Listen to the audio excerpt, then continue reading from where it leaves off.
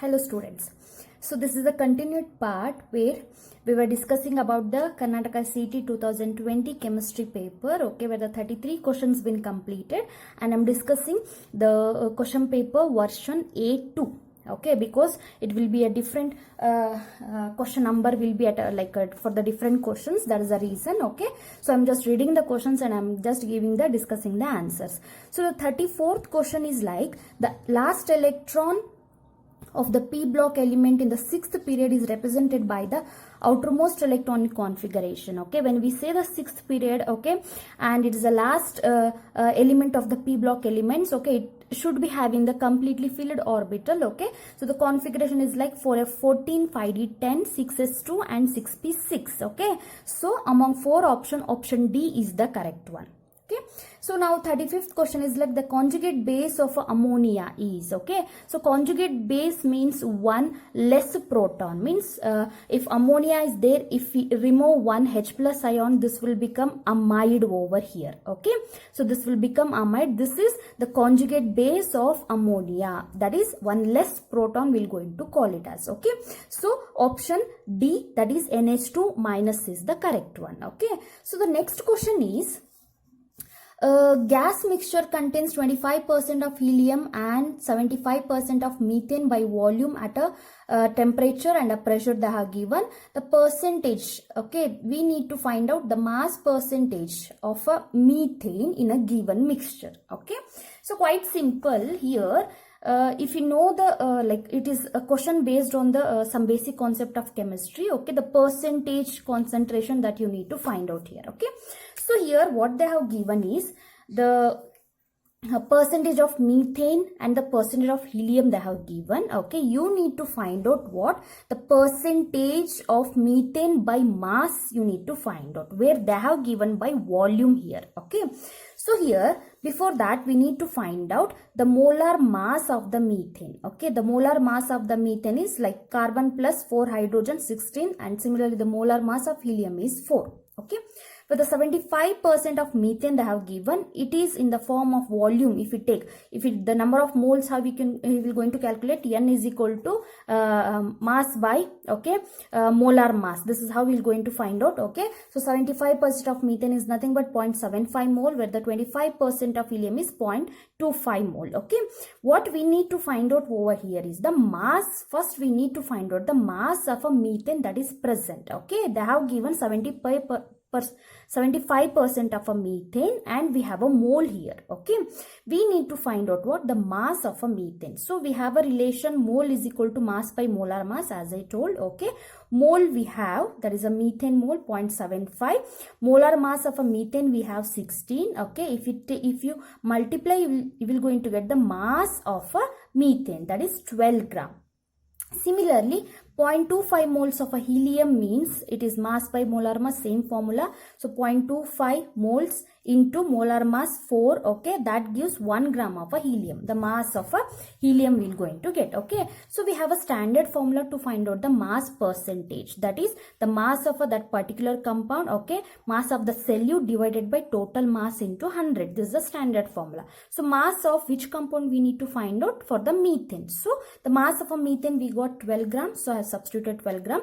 Total mass in a given solution, how much we have? That is helium as well as a methane. So 12 plus 1, total 13. So 12 by 13 into 100, we're going to get 92.3 approximately. Okay, the value. So among the four options, option C, that is 92% is the correct one. Okay, that is for the 36th question.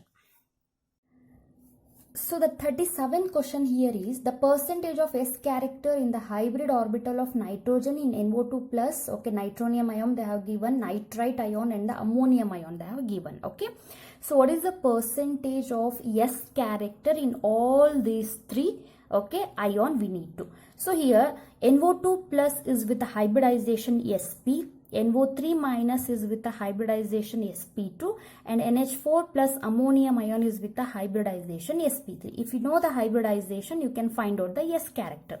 The percentage of S character, here you could see 1 S orbital, 1 P orbital, exactly half. Okay, so it is 50%. So in case of a nitrate ion, Sp2 2 P orbital, 1 S orbital. Okay, if you need to find out, that is like we're going to use a formula like 1 divided by 3 into 100, okay, that is what the formula, okay. So we're going to get 33% of the S character, okay. In case of ammonium ion, out of 4 orbital we have 1 S orbital, so the percentage will be 25%, okay. 50, 33, 25%, there is a percentage of S character. So it's option C, they have given 50%, 33% and the 25%. So that is the correct option, okay.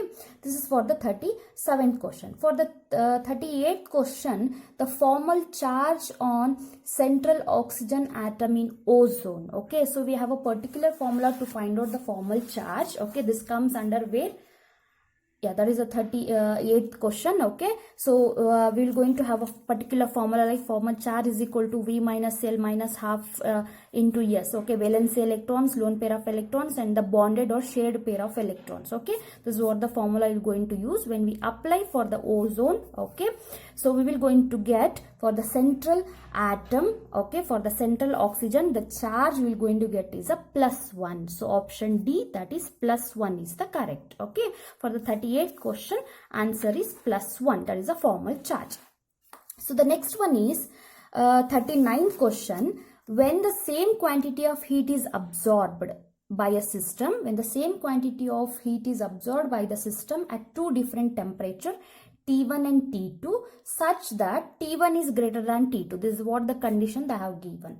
Change in entropy are delta S1 and delta S2. Okay, we need to tell how the entropy will going to change if the condition is T1 is greater than T2. Okay, so we have a standard formula, standard relationship between the entropy and the temperature. See, entropy and the temperature are inversely proportional to each other. Okay, so more the entropy, lesser will be the temperature. Okay, so like that. So if T1 is greater than T2, then obviously S1 should be less than S2 since they are inversely proportional. Okay, so among four options, you will be having the option 1, that is delta S1 is less than delta S2.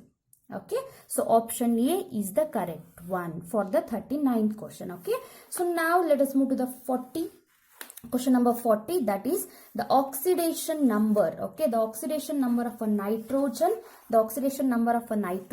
okay, in a given nitrogen atom in ammonium nitrate. Okay, so it's quite simple. So both the nitrogen in a given compound have a different oxidation number. Okay, so this first half part is the ammonium NH4 plus, this is nitrate NO3 minus. Okay, we need to find out separately NO3 minus. Okay, where a nitrogen X we need to find out. For the oxygen we have -2 into 3 atoms we have -6 is equal to the charge here -1, so X equal to +5. Okay, similarly for the ammonium ion, so nitrogen X we need to find out plus 4, because for the hydrogen it is +1 is equal to +1. Okay, X is equal to -3, so it is -3 plus 5. So among four options we have -3 plus 5, that is option B. Okay, -3 plus 5 is the answer. Okay, so next question number 41, that is a Lewis acid X reacts with, okay, a Lewis acid X reacts with a lithium aluminum hydride, okay, in ether medium to give a highly toxic gas. Okay, this gas when heated with ammonium chloride gives a compound commonly known as the inorganic benzene. So the gas is, they are asking for the gas. Okay, so here that is they are telling a Lewis acid X, that is boron trifluoride when treated with a lithium aluminum hydride in ether medium. Okay, we will going to get the diborane. Okay, B2H6 gas will be produced. Okay, that B2H6 when treated with ammonia or ammonium chloride, it results in the formation of the intermediate compound and followed by the inorganic benzene will be released. So the toxic gas is B2H6. So for this question number 41, the answer or the option B, that is diborane, is the correct one. Okay, yes. For the question number 42, we have the oxide of a potassium that does not exist. Okay, the oxide of a potassium that does not exist is, we know K2O, K2O2, KO2. Okay, in some cases even K2 KO2 we have, okay. All these three will exist where K2O is oxide, K2O2 is peroxide, where KO2 is superoxide, okay. Where we don't have any such compound like a K2O3. So option D is the one which does not exist, that is K2O3, okay. So that is about the question number 42. So the next question is question number 43. The metal that produces hydrogen with both dilute HCl and sodium hydroxide is. See, there are some metals like we're going to call it as the amphoteric, which can react both with acid and base. So the first most that we're going to use is aluminium actually. Aluminum is the one which can react with acid as well as base. But in your option, they have not given aluminium. Instead, they have given zinc, magnesium, calcium and the iron. Okay. So, among four options, zinc is the one which can react with the HCl to give a hydrogen gas. Even it can react with a sodium hydroxide that produces sodium zincate with the liberation of a hydrogen. Okay. So, with the liberation of a hydrogen gas. So, it is option A, that is zinc. Okay. Yes. So, let us move to the next question, that is question number 44. Which of the following is not a pair of a functional isomer? Okay, a functional isomer means where the same number of carbon atoms will be there, but the functional group should be different. Okay, if we go through all the four options that I have already written here, so when you compare the two examples I have given here, it is a alcohol, it's a ether. Same number of carbon, same number of hydrogen atom, but here alcohol is functional group, here ether. Okay, here we have nitro, here we have acetic acid. Sorry, we have like this is called glycine. Okay, and we have a acetic acid. Okay, we have a compound. Here you could see option A, that is C2H5O C2H5. We have a ether at the same time. Here also we have a ether. Okay, so those two are not the functional isomers. For the question number 44, its option A is the correct one. That is, they are not the functional isomer. Okay. Yes. Let us move to the question number 45. Identify X in the following reaction. Okay. So they are telling when benzene reacts with the excess of chlorine in presence of an anhydrous aluminum chloride.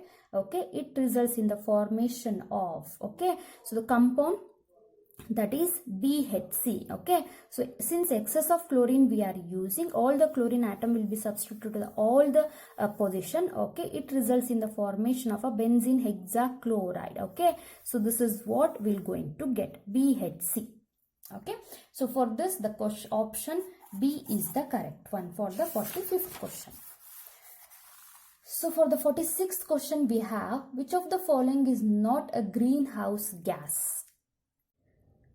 So the next question is for question number 46, that which of the following is not a greenhouse gas? Okay, so greenhouse gases are those which causes a greenhouse effect and they're responsible for the global warming, where among the four options oxygen is the one which is not a greenhouse gas. Okay, so oxygen is the one which is not a greenhouse gas, so option C is the correct one. That is option C, that is oxygen is not a greenhouse gas. Okay, so let us move to the next question, that is the 47th question. The question is like a metal exists as an oxide with a formula M 0.964. This is a metal oxide we have.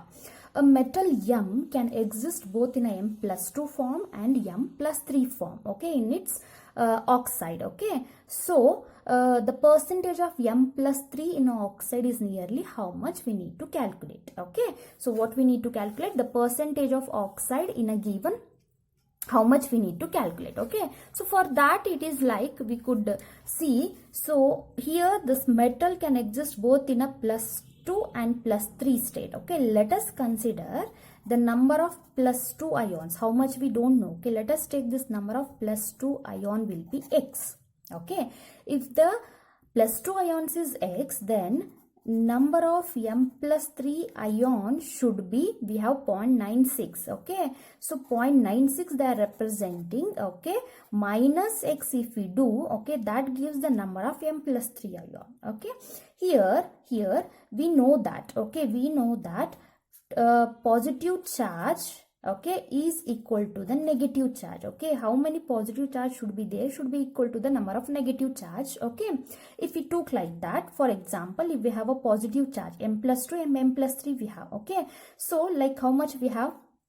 So it is like a positive plus 2 we have. So we're going to have x2. Okay, and we have 0.96 minus x, that is a charge over here, 3. Okay, x, that is plus 2 positive charges, 2x, and 0.96 minus 6, 3 positive, and 3 we have written here. And for oxygen we have 1 oxygen, that is 2.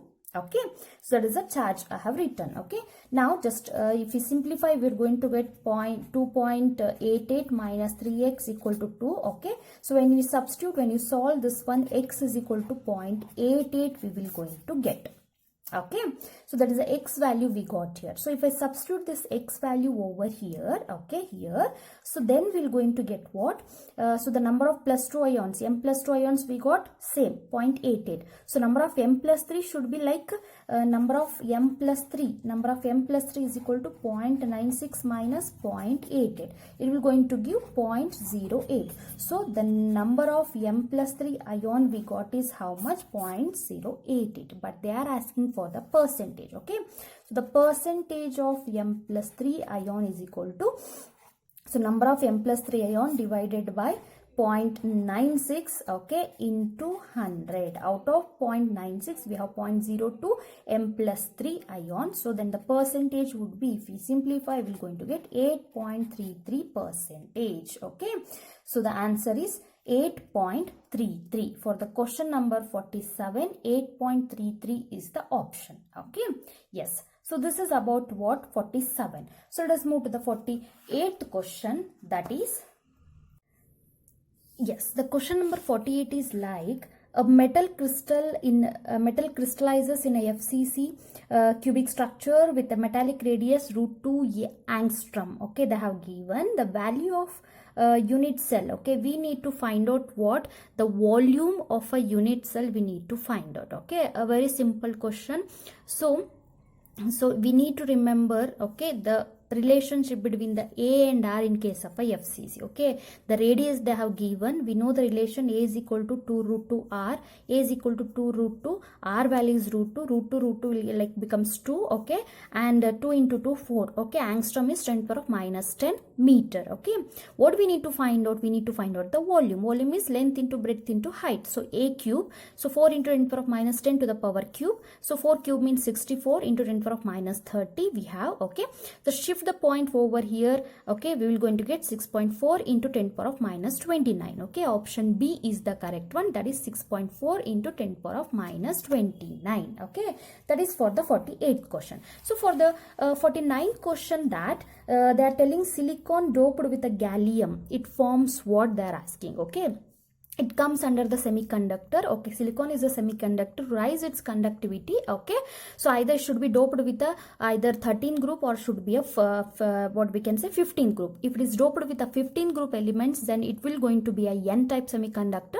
If it is doped with a 13 group element, then it will be called as a P type, where holes will be created here. Okay, in case of a what we can say N type semiconductor, electrons are the charge carriers. So if silicon is a 14th group, okay, gallium they are representing, we know that it's a 13 group element. Okay, comes under boron family over here. Okay, so it is the P type semiconductor. It will going to form what? The P type semiconductor. So option D is the correct one. Okay, now the 50th question they are telling is, it's based on what we can say the electrolyte that possesses the same value of a constant A. Okay, in the Debye-Huckel-Onsager equation they are asking. So we know the equation. Okay, so when it comes to it, basically based on the dilute solutions. Okay, if we have the same number of cation and the anion, if you have the same number of ions, then it is where both will be having the same A value. Okay, so among all the option B, that is ammonium chloride and the sodium bromide, will be having the +1 charge. Okay, so this is the answer for the 50th question. It is option B is the correct one. Okay, so next we will discuss about the next question, that is, so the question number 51 is like, which of the following pair pair of solutions are isotonic. Okay, so isotonics are nothing but what? The two solutions having the same osmotic pressure. So the condition should be pi 1 equal to pi 2. Okay, this is the condition. So we know the value like the relation between the pi and the actual formula for the osmotic pressure, that is CRT. Okay, so here the concentration should be same. The concentration of both the solutions should be same. Okay, here we're going to introduce, if you see for all the four options, they have given us different the compounds over there. Okay, so that is the electrolytes they have given, means obviously the I factor play a very important role, the want of factor. Okay, so here it is like pi 1 is nothing but what? I into CRT. Okay, is common for both. Okay, I play a very important role. So if I'll take option A over here, we have 0.01. Okay, is it 0.01? Yeah.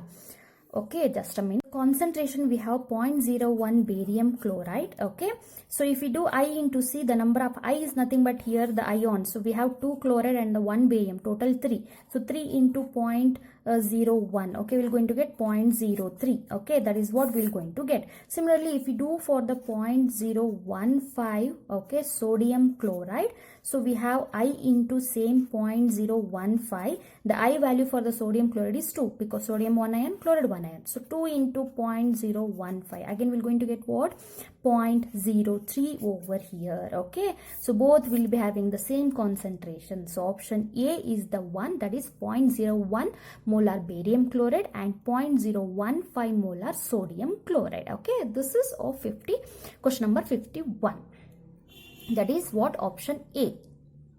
So the question number 52 is like a solute X dimerizes in a water to the extent of 80%. Okay, with the 2.5 gram of a X in 100 gram of a water increases the boiling point by 0.3 degrees Celsius. So the molar mass of the X we need to find out, where they have given the ebullioscopic constant as well. Okay, so this is what the question that I have written. Okay, so it's because I have not got the hard copy of the question paper, so I'm just struggling of just to finish this one. Okay, I hope you may find it useful. Okay, so what they are telling, a solute X dimerizes. Dimerizes means what? They are undergoing association. Okay, how much? To the extent of 80%. Okay, so 2.5 gram of, that is the weight of the solute they have given and the weight of the solvent they have given. Okay, and that increases the temperature or the boiling point by 0.3. Okay, the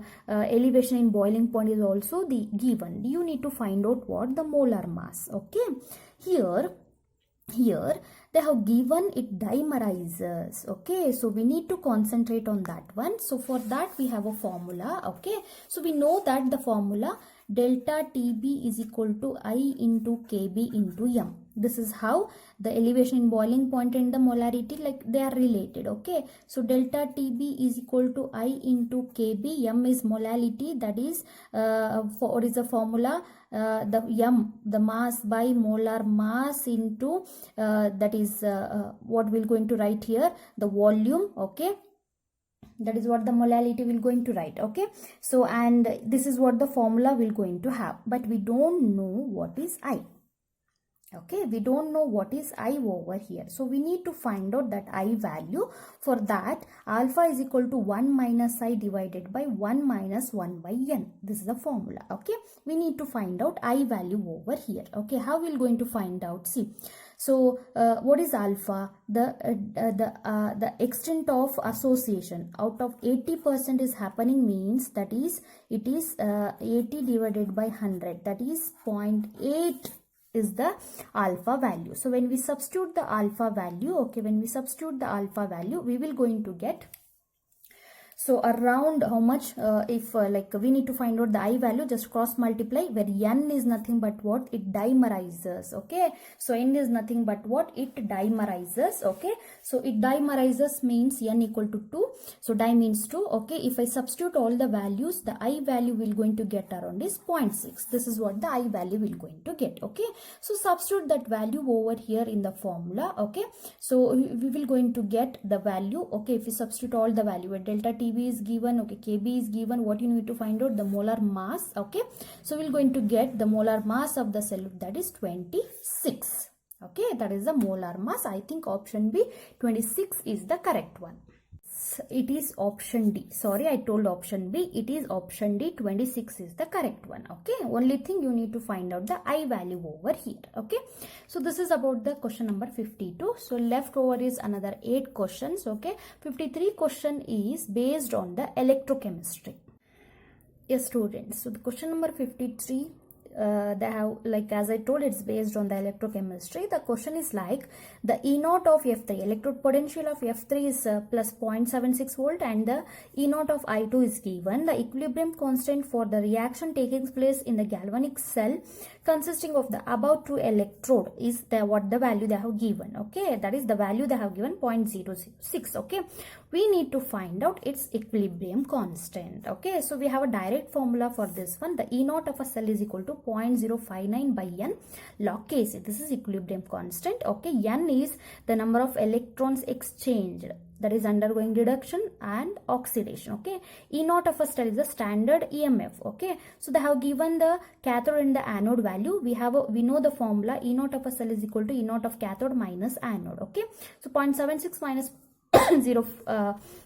0.55 will give, that is the E naught of a cell. Okay, so that is E naught of a cell. Substitute n value, substitute. We need to find out the Kc. Okay, so we're going to get, when we do a calculation, we're going to get a 7. Log Kc is equal to 7. Okay, so if we transfer, it will get into the anti-log, or we have a power, we have a base 10. Okay, it comes as Kc is equal to 10 to the power of 7. Okay, so the answer is option A, that is 10 to the power 1 into 10 to the power of 7. Okay, that is for the question number 53. Okay, so let us move to the next question, that is 54. If an aqueous solution of a sodium fluoride, okay, is electrolyzed between the inert electrode, the product obtained here at the anode. Okay, so they have just twisted the question. Usually the question is based on sodium chloride.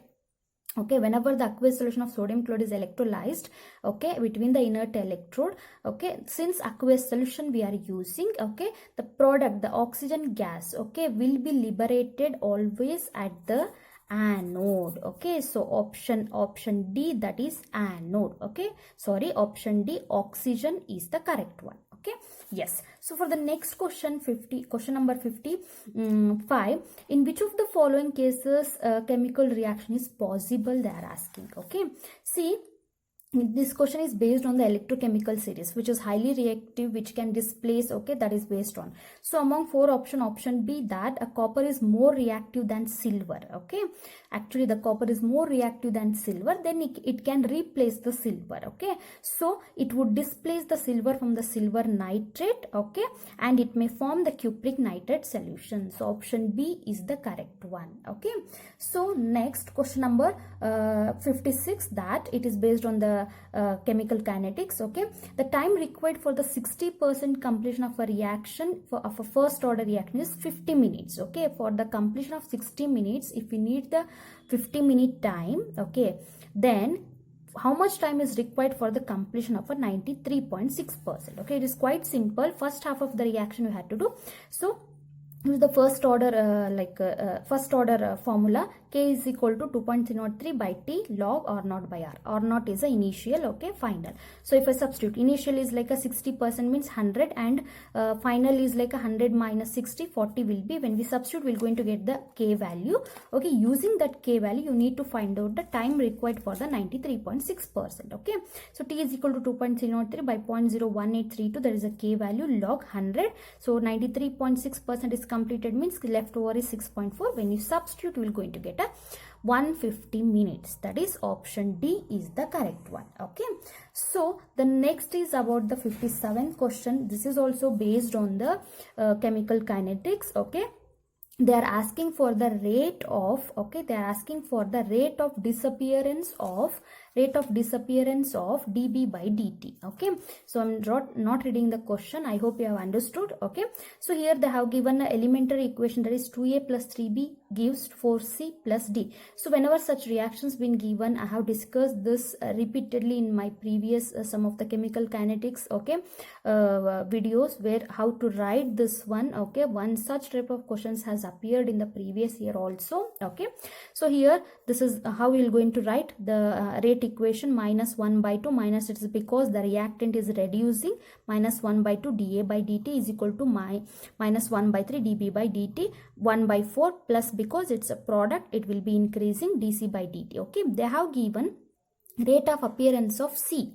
Okay, dC by dt they have given, this is the value. What you need to find out? The rate of disappearance of dB. Okay, how they are related? Directly. Okay, minus 1 by 3 dB by dt is equal to 1 by 4 dC by dt. Okay, what we need to find out? dB by dt. So take this 3 over here. So minus dB by dt, that is the rate of disappearance, okay, is equal to 3 by 4 into 2.8 into 10 to the power of minus 3. So it's option B, that is correct. Okay, so this is about the question number 57. Okay, next one is 58th question, that is also based on the chemical kinetics. Okay, they have given Arrhenius equation.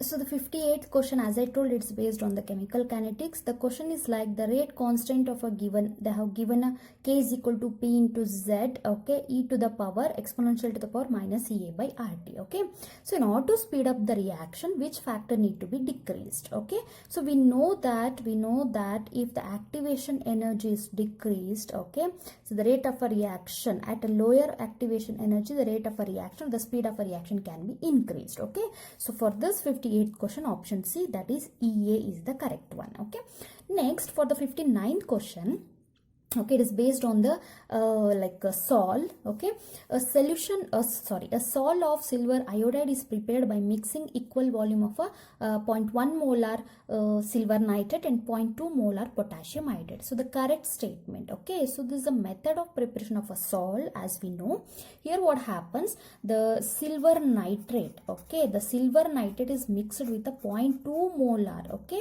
so concentration of a Ki is more. Okay, so if the concentration of Ki is more, the silver nitrate is surrounded or absorbed by the iodide ion. It is absorbed by the iodide ion, so it will be a negative sol. Okay, among the 4 options, option D, that the sol obtained is a negative sol with iodide ion adsorbed on AgI. Okay, so AgI will be formed where the iodide ion will be adsorbed. So option D is the correct one.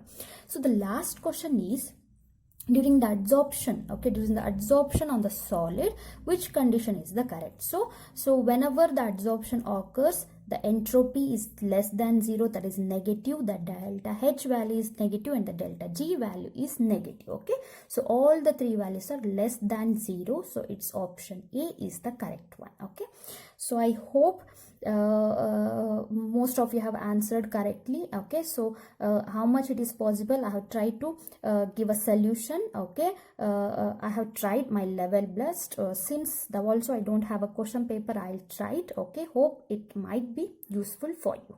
Thank you.